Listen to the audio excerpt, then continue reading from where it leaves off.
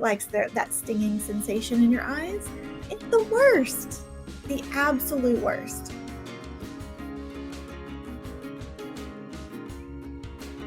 How to prevent eye stinging. Okay, I gotta make this bigger. It got too small. This again is tips from the Coola sunscreen brand. So tips from Coola: use a fragrance-free formula. Yes, 100% for me, fragrance-free around my eyes.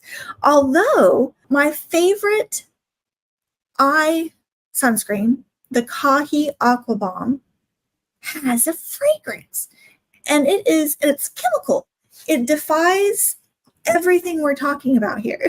I can't figure out how they have made this so that it doesn't sting my eyes, because it's got the fragrance and there are no mineral active UV filters in it. It blows my mind. I can't read the language to understand how they've exactly have formulated it. Another eye stinging offender is a formula that easily runs when you're sweating, causing your sunscreen to get into your eyes. They say, luckily, there's also an easy fix for the situation. Pick a solid SPF formula like a stick. Stick sunscreens are less likely to shift while you sweat. So the formula is less likely to end up in your eyes. Personally, I have found that to be true, that I prefer a stick sunscreen, especially in the pool. Here's a complaint I have.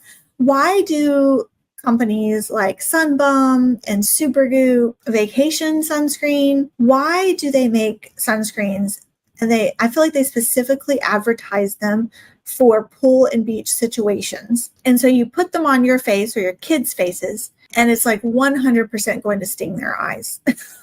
Like, you can just feel it. Somebody last week said that slimy feeling you get when you just come out of the water and your sunscreen feels slimy, and your first inclination is to go like this to wipe the water out of your eyes, and then that just gets the sunscreen in your eyes. And I feel like most people, the general public, people who are not sunscreen enthusiasts like we here are, most people are going to go for those brands. They're going to go for the Sunbum, the Neutrogena, the Vacation, the Copper Tone. They're going to go for those ones that are marketed for vacation, pool, beach situations.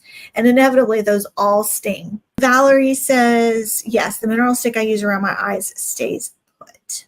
Yeah, I thought that was a good tip. Trial and error is key to figuring out what works best for you and your skin. I feel like the majority of people don't want to do trial and error. How do you guys feel about that? Think back to before you started to be really interested in sunscreen.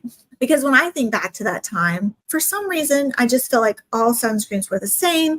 I didn't want to spend the money to do the trial and error to figure out what works for my eyes. And so I feel like that, yes, trial and error is the key, but you have to be willing to invest the time and the money and the pain, right? The pain to go through the trial and error. And a lot of us, you spend that money, you spend that $10 to $20 on the bottle of sunscreen, and you're just wearing it for your 1 week vacation, and you put it on your face, it doesn't work. Where you're like, well, next year I'll find a better one that doesn't sting my eyes. And then next year comes and you just reach for the same brands. And you're like, well, I guess every sunscreen just stings your eyes.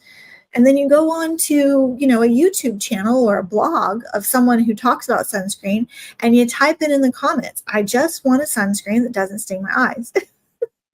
Yes, Jessa, people will try 30 lipsticks or 100 foundations, but 5 SPFs and throw in the towel. 100%, Jessa. That's exactly it. And I feel like I was one of those people too. The culture just hasn't figured out that we can't look at sunscreens differently than we look at other things that we put on our body. There isn't that, like we talked about last week, there isn't one perfect sunscreen. We've got it, and it's frustrating. It's frustrating, I know, to keep trying all the SPFs, but I feel like it's worth it in the end, because with makeup and foundations, those aren't skincare. Those aren't protecting your skin in anywhere.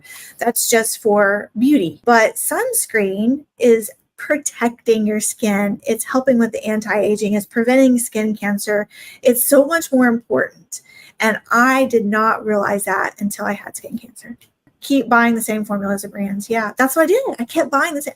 Everyone said, oh, Neutrogena, that's the best brand. Or I love the smell of Sunbum. Surely there's a Sunbum that's not going to sting my eyes. Haven't found one yet. And I do love sunbum on my body, not on my face. Neutrogena, there are some face sunscreens I do like. Oh, and there's a stick. There's a mineral sun stick I like. I use 16 passes over my eyes and 16 passes in the inner corner on each application for the mineral. Yeah, for the mineral sun stick. That's a lot. You're doing better than I am. I probably do 3 to 4 passes unless I know that I am going to not have sunglasses on. Like if I'm going to be putting my head under the water at the pool, and then I'll just put a couple passes because I got my polarized sunglasses on and a sun hat. If you prefer to use a chemical sunscreen, opt for a fragrance-free formula to keep your eyes sting-free. And if you like to use mist SPFs, alcohol-free products are your best option to avoid eye irritation and prevent irritation for sensitive skin. Then after you've applied your gentle SPF, set it with translucent powder to keep your sunscreen in place to enjoy the lasting UV protection. All right, there's a lot in here that I want to talk about. 1, SPF sprays. I know they're controversial, but I am still under the belief that the best sunscreen is the one you'll actually wear. And so for those who are, it's better to use at least an SPF spray is better than nothing at all. All right. So the other thing in this little tips from Coola that I want to talk about I thought was a great idea is once you've applied your gentle SPF around your eyes, set it with a translucent powder to keep your sunscreen in place.